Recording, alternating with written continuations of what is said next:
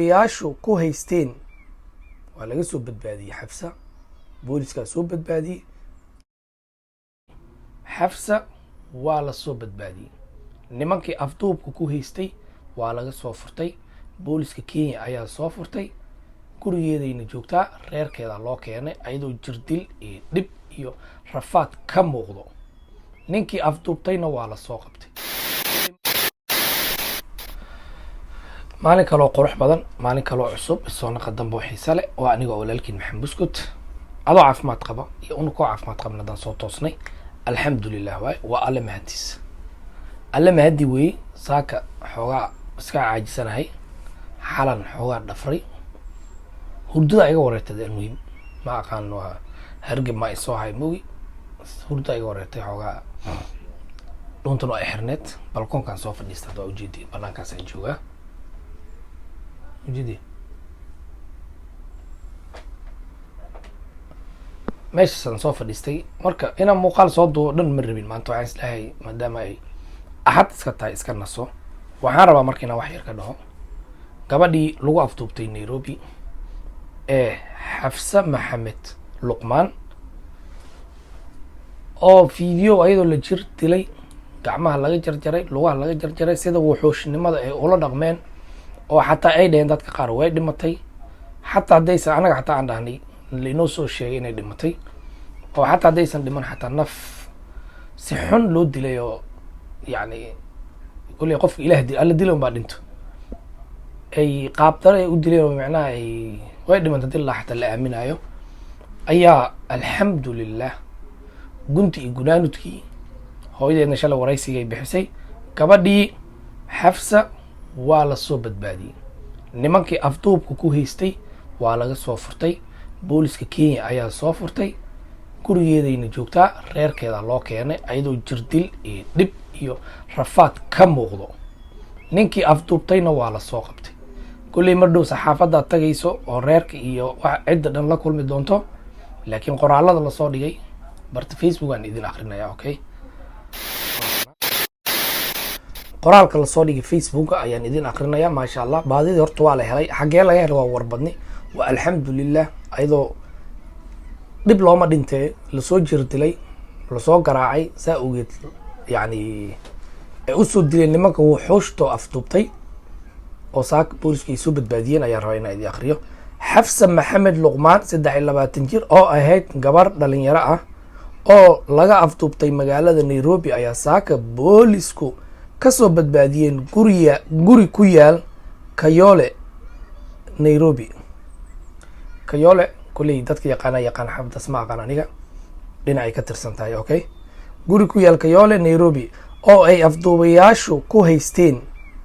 waa laga soo badbaadiyey Xafsa booliska soo badbaadiyey mid ka mid afduubayaashin waa la soo qabtay gurigooda la keenay reerkeeda loo keenay okay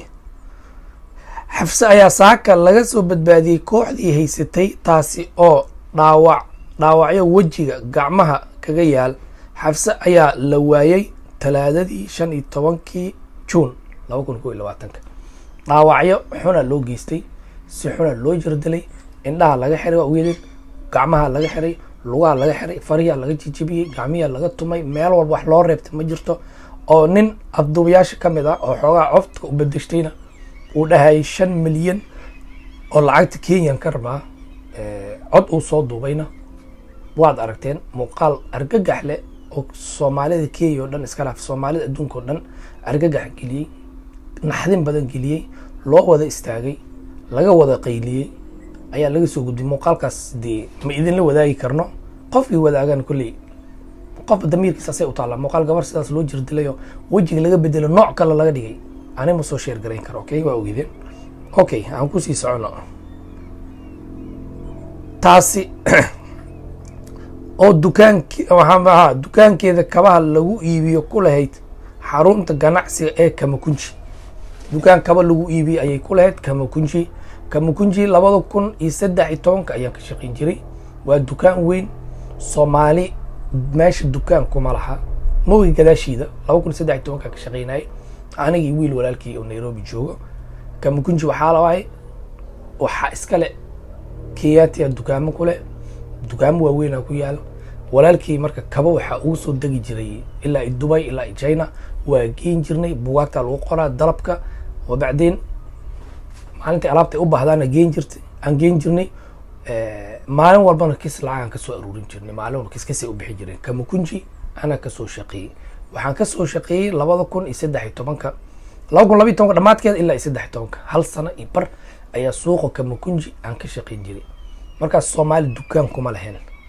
waxaa ku lahaa on Kiyati mid u weynaa xasuustaa ganacsada weyn oo ku lahaa meesha on kabaha u geen jirnay oo aad iyo aad taajiriinta kamid ahaa waa la dilaal dhigi jiray magacyadooda xasan ka shaqeyn jiray waa raqanay oo Kiyati ku soo jiro war meeran ka soo jabaadeen ma jirtaan dukaankeeda Kamukunji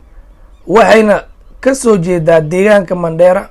Allah subhanahu wa ta'ala ha caafiyo walaasheen sawirada la soo dhigay wixii dhana inta lagu soo sheer garay ninka afduubtayna waa kana sawirkiisa kulli meeshaan soo saaraya waa kaasa kulli waxaan aaminsanahay inuusan kaligiisa afduuban haan qashin ayaa lagu ridaa liir haantan oo biyaha maartay haanta biyaha oo la jaray ayay ku jirtaa liir gabadha haanta biyaha haamanka madow okay waa taqaani korontada iska baxays kee waxa way ma aqaan hadii isbedeshay marka ani joogay anada level aheed saa u joogto korontada baxday saa u joogto steam ma laha baxday saa u joogto waxa la biyaha baxay wax un baa iska baxayo haama marka waxa jir waa weyn oo guriga korkooda saaran oo cad buluug iyo madow ah oo biyaha lagu keydiyo wala biyo wasaq la ku soo cabin ilaahu adaa joog biyo qashin la wasaq la iska cabi jiray